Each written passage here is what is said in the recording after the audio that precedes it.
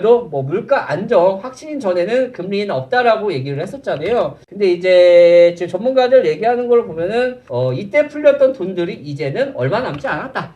그래서 서민들이 아낄 때가 됐다라고 얘기 나오면서 조금 더 잡히지 않을까라는 얘기들이 많이 나오고 있네요. 네, 맞습니다. 자, 출산율 하락으로 급격한 인구 하락 때문에 집값 다시 비싸질 일은 적어도 수년간 없을 때, 그 출산율 관련돼서도 제가 몇 주 전부터 자료를 다 만들어 놨거든요. 근데 바빠서 못하고 있어. 다른 내용 하냐고. 자, 이런 와중에 그 유명하신 분이죠. 빅쇼크 마이클 버리가 인플레 또 뛴다라고 얘기하는데 큰일 나는 거 아니야?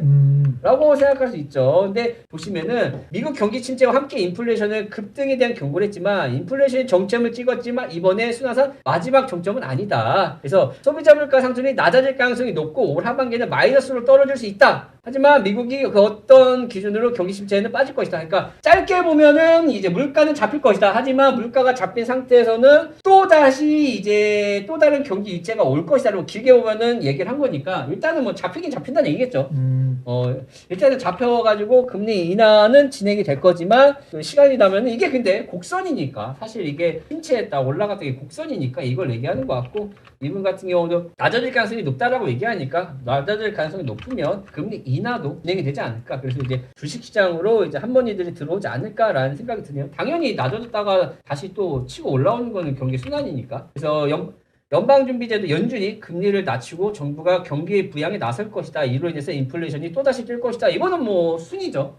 라고 똑같이 생각을 합니다. 또 생각을 하기 때문에 그래서 중요한 거는 경기 부양이 나선다고 하면은 주가가 코인이 되면 좋겠다. 빨리 와라. 됐으면 좋겠네요. 그리고 그 다음에 이 경기에 침체로 빠질 때는 요번에는 빤스런 합시다. 빤스런 빨간 빤스 하시면 될 것 같고요. 이분 같은 경우는 빅쇼크 2008년도에 그 쇼배팅에서 돈 버신 분이잖아요. 영화에도 나왔던 주인공인데 이분이 여기만 배팅했느냐? 어디에 배팅했다? 그 애플 공매도로 대박 터뜨렸어.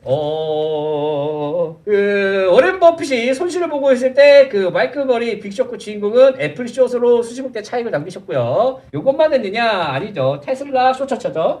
그다음에 빅쇼크 주인공 이분 그 캐시우드 숏 배팅 돈 버셨고요. 테슬라 숏 배팅 돈 버셨고요. 테슬라가 숏 때문에 힘들다고 하는데 그 주인공이 이 친구예요. 숏으로 돈을 계속 버시는 분인데 그래도 잘 버시니까 뭐 요것도 이제 난 이분이 말하는 것처럼 이제 물가 상승률이 뭐 낮아진다고 하니까 낮아지지 않을까. 이것 때문에 금리 인하도 진행이 되지 않을까. 이게 금리 인하 한 다음에 다시 침체에 빠질 때 사이클이 길잖아요. 그래서 우리한테는 짤 기회가 있지 않을까라는 생각이 좀 드네요. 네, 맞습니다. 자, OECD 국가 중에 자살률 1위, 그 출산율 1위, 꼴찌 전현무와 인구절벽 등 1등 국가 헬조선이라고. 접수형 채팅창 고장났어요. 접수형.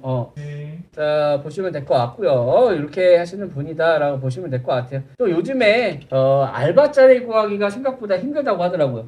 그래서 솔직히 일하기 구하기가 힘들다. 하루에 2-3시간씩 일주일에 2-3일 일하기 이렇게 짧게 하는 알바자리들은 많은데 알바자리가 요즘에 좀 없다 그러더라고요. 그래서 지난 그 구인 진감 추이를 보면은 지원자들이 예전에 7월달은 지원자들이 없었고 구인자가 늘어났는데 지금은 지원자들이 늘어나고 구입하는 그러니까 알바 자리를 앉으신 분들이 많이 줄어들었다라고 얘기들이 나오고 있더라고요. 그래서 알바하는 것도 요즘에 조금 힘든 상황이다라고 보시면 될 것 같고 팬데믹 전환 후 구직 이사가 증가한 이유는 여행을 너네 그 코로나 지원금 받은 걸로 여행 갔구나.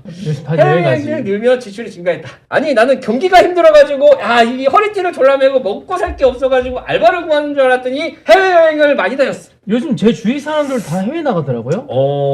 아니 그 알바자리가 이렇게 급상승한 이유가 해외여행을 많이 다녔고요. 물가 인상, 실질적 소득 감소가 48%인데 1등이 해외여행을 이 정도로 많이 나간다고? 또 근로 현장에 대한 요소는 생각보다는 별로고 가장 큰 거는 여행을 많이 가서 맞나? 라는 생각이 듭니다. 사장님들도 제가 아는 분들 보면 알바 잘 안 쓰려고 하다 인건비가 너무 비싸기 하기 때문에 그 알바자리들을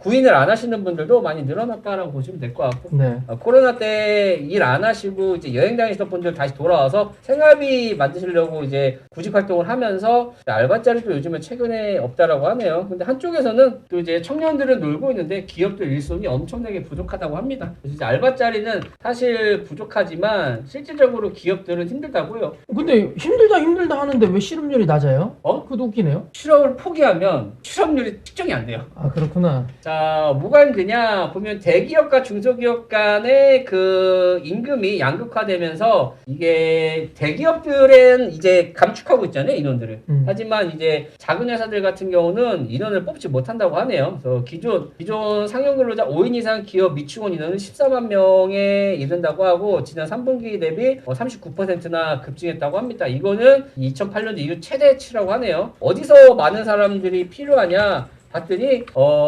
특수 제조업, 특기 제조. 특기 제조업, 특기 제조. 특히 제조업, 수박 음식점, 도소매업, 운수 창고 이런 순이라고 하는데 일자리가 없는 게 아니고 임금은 적고 또 힘든 일들을 안 하려고 하니까 사람들이 많이 부족하다라고 보시면 될 것 같고 여기서 기본급 받느니 차라리 아르바이트에서 기본급 받는 게 낫다라고 생각을 하니까 사람들이 알바자리가 부족해지고 힘든 일자리에서는 사람들이 많이 필요한 상황이다. 그래서 뭐 정부에서도 뭐 외국인들 늘려야 된다라는 얘기들도 계속 나오고 있는 것 같아요. 이런 거 보면은 예전에 그 마크롱이 한 말이 맞을 수도. 그래서 취업 어렵다라는 정원사에게 길 건너 일자리 널려 있다라고 얘기했었잖아요. 그래서 취업이 어려운 청년들에게 진짜 일자리는 있지만 사람을 못 구하는 것도 많지만 내가 하고 싶은 일자리가 아니기 때문에 지금 구인난이 빠진 게 아닌가라는 생각이 드네요. 네. 혹시 그 채팅창 한번 읽어도 되겠습니까? 네네. 오랜만에 송이아님이 돌아왔습니다. 오. 야, 우리 잊고 살았지?